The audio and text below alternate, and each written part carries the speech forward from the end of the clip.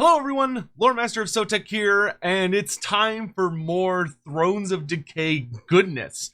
So without further ado, we're going to go ahead and hop into this article they've released on Tamurkhan the Maggot Lord, which is going to be detailing all sorts of little various goodies about what everybody's, well, Nurgle's favorite boy, I should say, is going to be bringing to the game, along with the various units and lords and all that stuff. Which obviously there's been some stuff about on Reddit about a lot of these things, but nonetheless, let's go ahead and dive into the article and see what exactly it has to show for us. So, article starts by saying, this week we're delving into the first legendary lord to arrive in Thrones of Decay, one of Nurgle's greatest champions, the infested master of hosts and bringer of desolation, the Maggot Lord himself, Tamurkhan. So we've got Tamurkhan is rumored to be many things: monstrous warlord, an arrogant commander with Nurgle's favor, a hideous mutated giant corpse maggot. Rumors decide one thing is for certain: an army is gathering his name, and even the electric counts will have their resolve pushed to its breaking point when he arrives. So what does Tamurkhan actually bring? Look at those.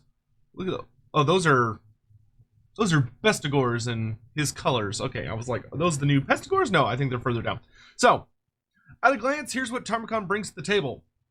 Obviously, he's super duper tanky. You know, he's a big fat ogre that also has all Nurgly goodness, so he's probably going to be one of the tankiest characters in the game.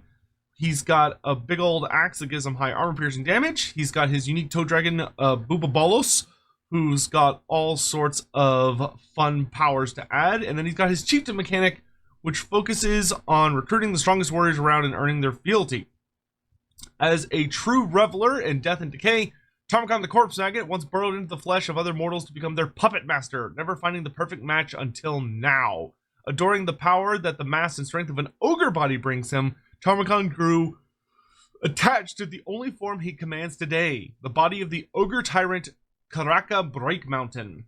This, of course, would be the thing that would end up dooming Tamurkhan in the long run, but it is definitely a notable aspect of him that he is really, really big on that body.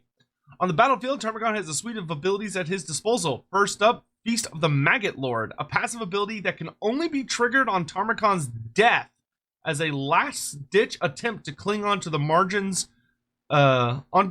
which delivers serious damage to the victim, outright killing those below a certain health threshold. There we go, and granting Tamurkhan a second win to get back into the fray. So yeah, this ability is kind of insane if you really think about it. So what it's saying is that when Tamurkhan is fighting in a battle, if he dies, right? So if his health drops to 0, what happens is that he doesn't actually die so long as there's I think some kind of a character in range, but instead he basically becomes incapable of dying, so he becomes invulnerable for a certain amount of time, and he will deal an incredible amount of damage to a nearby character. If they're below a certain threshold, he'll execute them, so he'll just kill them immediately. And then, so long as the ability triggers, which will be dealing damage to that nearby character, Tamurkhan will heal. Now, I believe he could still take damage, if what I understand is correct. Like, he still takes damage, so you can still keep knocking him down, but while the ability is active, he just can't die. So it makes it where if you're going to kill Tamurkhan using a character to do it, it's going to be kind of spooky, but he's going to be really hard to kill without dedicating like a sizable character to it, because he's a tanky man. Then he has Nurgle's favorite son, which grants him melee defense and a hefty ward save, and the Rotting Host passive ability, which decreases the weapon strength of leadership of those within 35 meters of him, the latter of which can be decreased even further with an Ogre Kingdom classic, Arspelcher. Nice. For those that still dare face the Maggot Lord, his Black Cleaver active item will ensure they regret it, granting magic attacks, significantly increased armor piercing damage, and a boost of base damage to Tamurkhan and all allies within range. Pretty nice kit. Pretty nice kit. Then we have Tamurkhan's Chieftains. Look at all this goodness. Ooh, this mechanic. So you got the 6 chieftains of Tamurkhan. So we've got Kazakh the Befouled. Then you got looks like a warrior. We got the Warrior of Chaos, Famir, a Skinwolf Werkin, a Bray Shaman, and a Chaos Dwarf. Let's see. With the body of Crack-a-Break Mountain as his own, Tamurkhan's knowledge is matched only by his strength, and he will use both to gather the strongest warriors the world has ever seen and adopt them into his own twisted army, absorbing the many strengths of those who could not defeat him. Tamurkhan can gain the fealty of many chieftains from various cultures of the Warhammer world and unify them under a single banner, his banner. Using his two key resources, dominance and fealty, Tamurkhan can decide how best to manage his acquired chieftains. Dominance, the main resource, is gained from winning battles. This must be spent to acquire chieftains, activate their abilities, and add their units to his own recruitment pool. The fealty of a chieftain is increased by taking action that said chieftain approves of, whether it be raiding settlements, raising cities to the ground, or wiping various opposing forces off the map. For example, if Tamurkhan seeks a devoted chieftain from the Chaos Dwarves, he'd best express the same hatred for the Skaven as they do. When their fealty increases, Tamurkhan can reap the benefits and favor units and special abilities, culminating in a mighty thematic quest battle on his path to gaining boundless loyalty from these great warriors. It's only a matter of time. So we can see here that with Khazak the Befouled, with Khazak you get, he gives campaign movement range bonus to the army he joins. He gets a magic item that gives him a ability called Wasting Sickness and a charge bonus. He also gets access to Chaos Chariots of Nurgle, the Rot Beast Knights, and the generic Toad Dragon. So these, it lets you add those to your like immediate recruit roster, which if you remember for Nurgle, you have to like build up, you know, a recruitment pool that you pull from. So having the ability to just add those is really solid. He also has two abilities that he can get access to. You have Enable Attrition for all enemies in Khazak's current province. Very nice.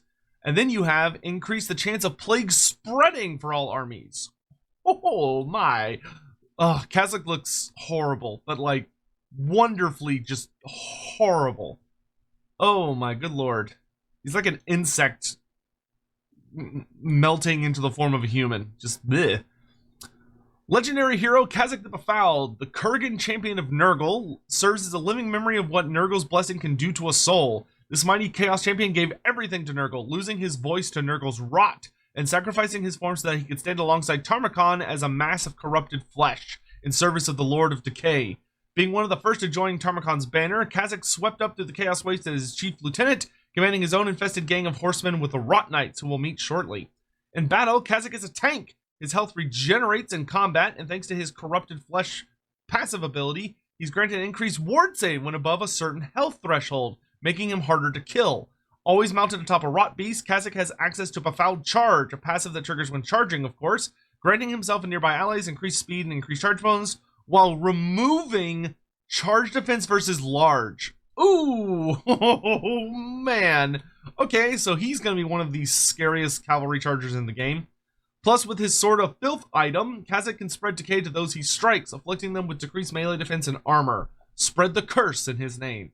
That's gross. That's, oh man, a monstrous cavalry unit character who's able to remove charge defense versus large is gross. So he's just going to obliterate halberds and other fun things like that. Oh my good lord.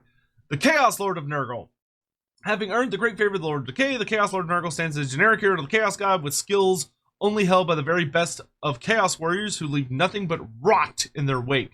With a sword, shield, and variety of mounts at their disposal, the Chaos Lord of Nurgle leads as a durable and beefy warrior with an increased health pool. As a debilitating unit, this lord inflicts poison damage and fear upon the enemy, while buffing nearby troops and spreading leadership and melee reflection bonuses to them with Rot or Die.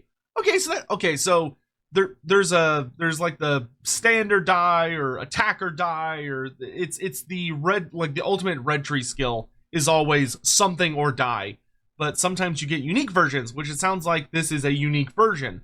So you can get a leadership and melee damage reflection buff instead of melee defense or melee attack.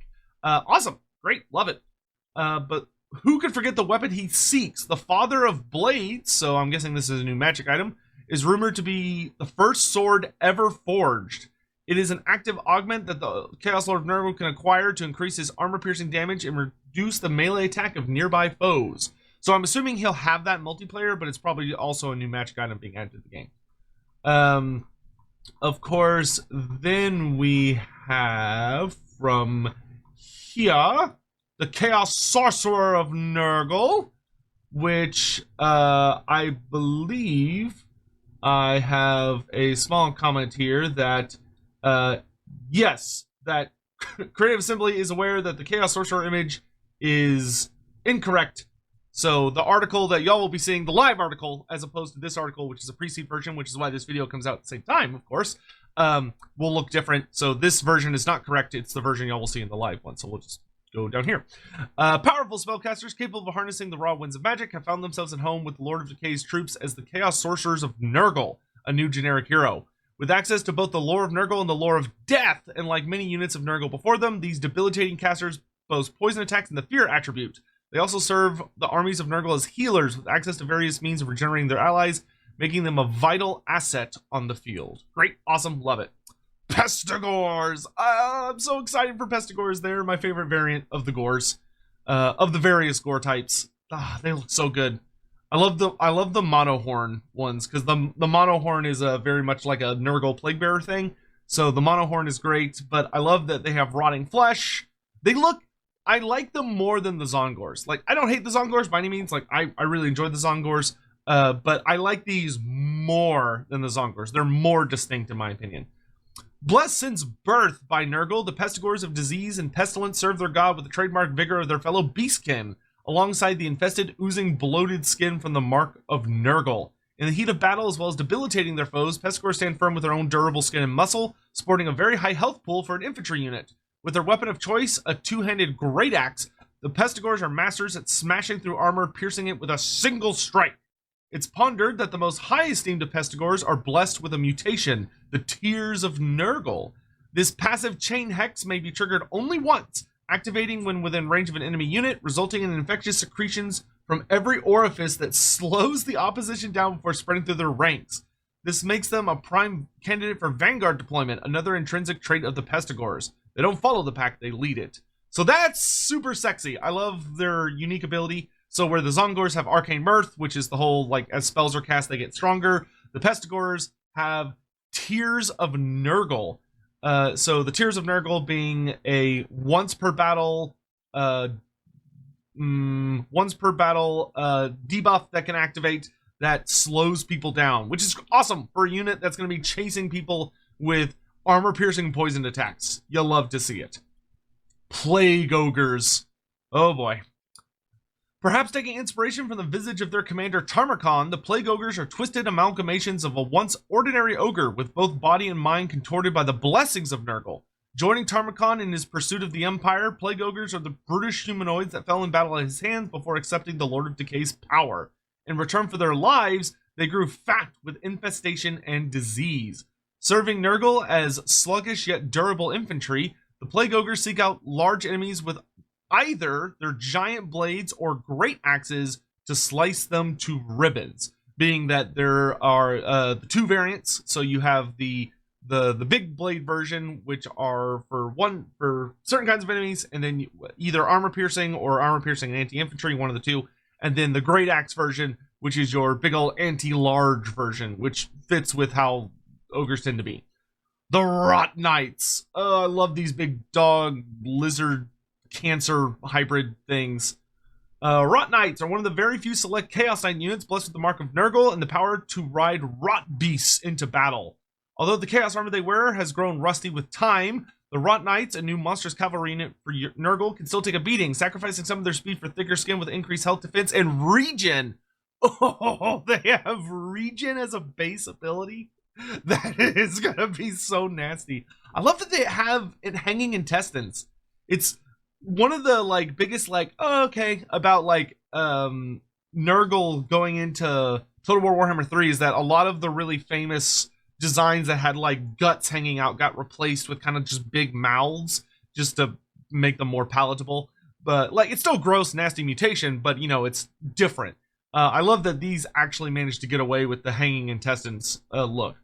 The goal of a Rot Knight is to lock down the targets on the battlefield and shred their health thanks to their giant claws and a one-handed lance delivering potent anti-large attacks. Very nice. We do wow.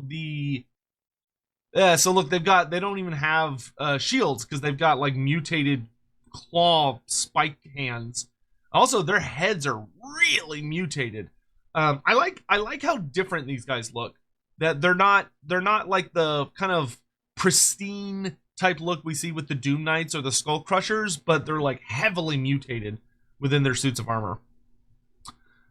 With regeneration, the Rot Knights have a weakness to flame, but can regain their health over time and enjoy an increase of their melee defense while in the heat of battle. You'll love to see it.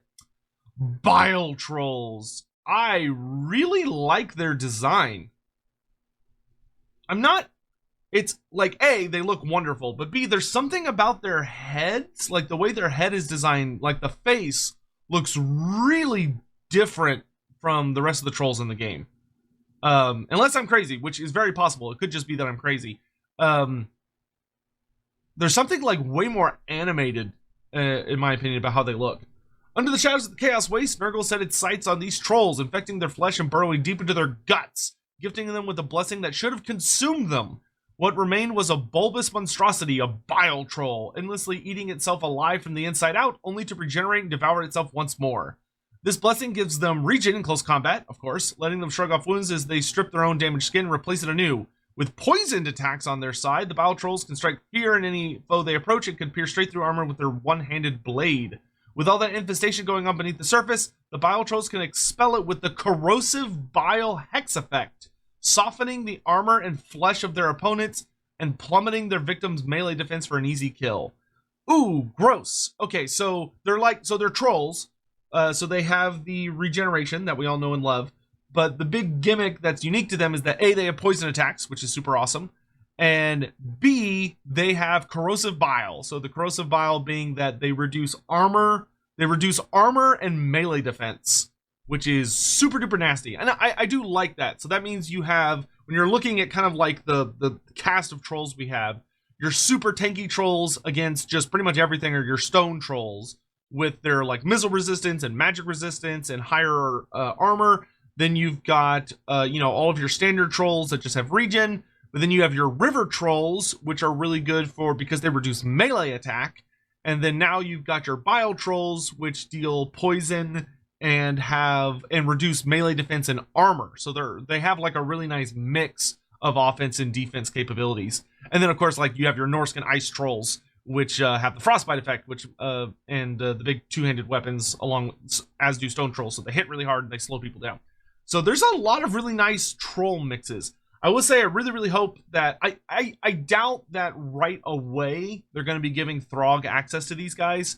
It'll probably be one of those things they want to wait until they do a proper Norska update. But I really hope that Throg's able to get access to all the different troll types, because having like Bile Trolls and Norscan Ice Trolls and Stone Trolls and River Trolls all running around in the battlefield together would be amazing. And then the Toad Dragon.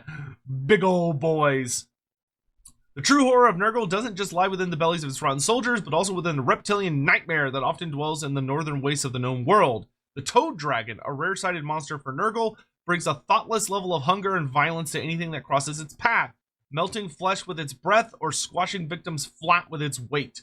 With the help of its cruel anatomy, the Toad Dragon swipes through armor with its thick claws and lashes out targets with its proboscis tongue, snatching them up from their hiding places and reeling them into its gaping maw. Those, however, are the lucky ones. This large hulking creature specializes in smashing through even the most compact of formations and holds its place within Nurgle as their largest, most expensive unit to date. With heavy missile resistances, the Toad Dragon borders on unkillable, but it's what lies within that truly makes it something to be feared. It has an active ability called Unspeakable Foulness, where the Toad Dragon spews forth a blast of flesh-rotting horror, delivering explosion damage and inflicting poisonous burns on its victims as their skin slips off in sheets and their organs turn to liquid. Gross! I love it. It looks so good. So you got Tamurkhan and Bubelos next to good old the regular one, which looks like it's a lighter, kind of more putrid shade of green. And then the legacy updates. So before we wrap on this grim tale of Tamurkhan and all things Nurgle, we wanted to address something that's important to both us and you, our players. We've taken a lot of your feedback from our prior DLC regarding legacy race updates, and we are committed to making the rejuvenation of these races' corpse mechanics a key element within the release of Thrones of Decay. With that in mind, we've cooked up a bunch of goodies for Nurgle players. Plagues! This is Jeff. I can't play it, but you can, because you'll be looking at the live version of this article. Plagues have been completely reworked from the ground up, impacting Kugoth Plaguefather, Festus, and Tamurkhan. Here's a sneak peek at the new Plague system, which y'all can look at. What's the issue with the current system? The problem with the current system was that it was completely solvable. As a player, there was an objectively strongest route to take and no need to deviate it to maximize the benefits and minimize drawbacks. This made it really boring. So what are we changing? Plague systems now exist within a web, with certain symptoms connected to each other, leading you to combine 3 of them to create a plague. The UX has been redesigned to better showcase how this plague will affect both Nurgle and non-Nurgle factions. Every single symptom has positive for Nurgle, negative for everyone else, except probably Clan Pestilence. The symptoms location within the plague web will shift every 3 plagues. So your first plague may allow you to connect something like casualty replenishment, growth, and recruitment health, but on the next cycle, those symptoms may be nowhere near each other, so you're going to need to come up with new ideas. As a result, you're going to have there's going to be no unique combinations like recipes. They're also introducing a new type of symptom, which are called blessed symptoms. These are randomly assigned and changed with every plague cycle, and a symptom, while blessed, has its effects doubled. So you can see here what they're talking about with the web is that, like, so if this one gives you attrition damage, this one gives you speed buffs, and this one gives you health buffs, you could go 1, 2, 3, right? But every time you craft 3 plagues, all of this web is going to reset. So for future ones, these 3 are not going to be next to each other, more than likely. So you may, for the next one, have something where you're able to go like, oh, I'm going to do attrition, and then maybe like upkeep reduction, and then like buff to magic, because maybe those 3 are now connected. So that's super duper cool. Plagues can now be mutated with increased effects. Down here, I believe. This allows you to buff them by increasing the spread chance, extending the duration of the plague, and much more. Plagues now have an immunity period, so that those on the receiving end of a plague aren't constantly under effect and have a respite between bouts. Kugoth Plaguefather benefits greatly from this system. He's uniquely able to have many blessed symptoms active at once, allowing him to conjure the most fearsome of diseases, much more powerful than his peers, and decimate the world with unholy infectious combinations. Helman Gorst is going to wish he'd set up shop somewhere else. Yeah, because I believe with Helman Gorst, the gimmick is going to be that he's not immune to diseases, right? He's just immune to attrition from disease. So the fact that you're going to have so many different effects, where here you can see one that's like speed, and then like melee defense, armor, melee attack, weapon strength, looks like campaign movement, so ammunition. So there's like all these different kinds of effects that you know, a lot of those will be able to cut to the quick, so to speak. Cyclical buildings. What's the issue with the current system? He had a bunch of cyclical buildings that were really hard to use for economy and defensive. They were dumb. What are we changing? So now military buildings are still cyclical, but everything else is now static. Thank you, God. I like the cyclical building idea. It was just weird for economy and especially for defense. Not having defense buildings was just horrible. Military buildings now also cost infections instead of treasury to help with managing the choice between improving infrastructure and recruiting forces. Super awesome. So that means infections have even more uses now. So infections are no longer used just for crafting and now buffing your diseases, but are also used in your build tree. We've also done an economy pass on the buildings following this change to help with Nurgle's difficult financial situation, allowing players to choose the treasury building rather than having their economy gains split between all chains. Resource buildings have also had overhaul effects. Cult buildings had undergone an effect pass, and the remaining cyclical buildings can now be rushed by spinning infections. That's super awesome. So with the cyclical buildings, you have the cycle that your building goes through, and with each stage in the cycle, you get certain units added to your recruitment pool. But now you can use infections to speed along the cycle that you're on. So instead of it being like, oh, I have to wait 4 turns to get like 2 Marauders of Nurgle and a Pestor, I could now just immediately spend some infection points to skip further in the cycle, so I can go straight to where the Warriors of Chaos are, or the Chaos Warriors of Nurgle, or like, oh, I'm on the Demon Tree, and I really, really would like to get a Beast of Nurgle, but he's like 2 ticks away. I can spend infection points to rush to a later part of the cycle to get those units immediately if you have the infections to spend. So once again, infections are going to have significantly more use, which is awesome. So, recruitment. How have they changed Nurgle recruitment? The way they've changed it is that it's tied to the corruption level of the province and the military force it is recruiting into. So if you have 0 corruption in a province and you're recruiting, they will come in at 30% maximum health, and then they have to heal up to full. However, if you're at 100% or 100 corruption, they come in at 60% of their maximum health and are 50% cheaper to recruit. So for Nurgle, having maximized corruption is going to be super, super, super important for you going into building up your armies. You're going to want to build up in places where you have a lot of corruption and then swarm outwards. With the addition of Russian construction, cyclical building should now help with filling recruitment pools in the early game. Great, awesome, love it, love it, love it, love it, love it. I'm so excited to play new Nurgle campaigns. Technology tree. What are the current issues with the system? It was a mess, and it was built around Kugoth's Realms of Chaos experience. It was terrible. So what are we changing? Nurgle's tree is now split into 2 groups. They have a military section and a campaign faction section. The layout has also been reworked to make it clearer and easier to progress through the tech tree. Great, so he's got a completely brand new tech tree. Awesome, we love to hear it. That's what we want to hear. Army abilities. What are the issues with the current system? Currently, it was based on the amount of damage taken. This was dumb because it kind of just punished Nurgle instead of rewarding Nurgle. So what have we changed? Now, Nurgle gains a passive income of army ability points for every enemy unit on the battlefield that's currently being affected by a negative effect or debuff. This plays into Nurgle's playstyle of spreading debuffs and contact effects. It makes them even more desirable for both campaigns and battles. That's fucking awesome.